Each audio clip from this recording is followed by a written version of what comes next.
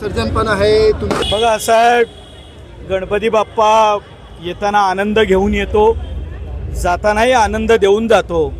आणि आम्ही म्हणतोच की विघ्नहर्ता म्हणतो की, त्यामुळे गणपती बाप्पा जाताना आमच्या सर्वांची विघ्न ही दूर करून गणपती बाप्पा जाणार आहेत.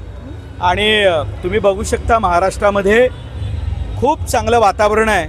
मुंबईमध्ये सुद्धा तुम्ही बघू शकता, मुंबई प्रगतीच्या दिशेने चाललेली आहे. मेट्रो येते आहे.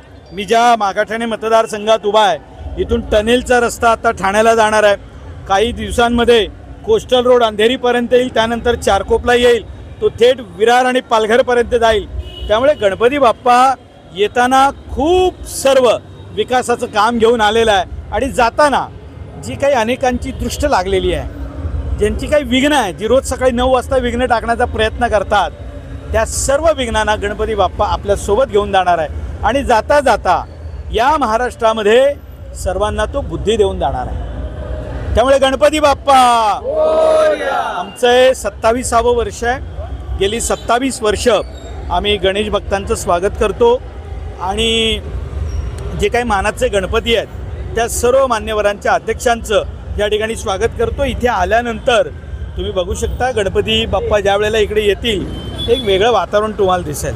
इथे नाचल्याशिवाय कोण पुढे जात नाही, एक वेगळं वातावरण. सर्जन पण आहे.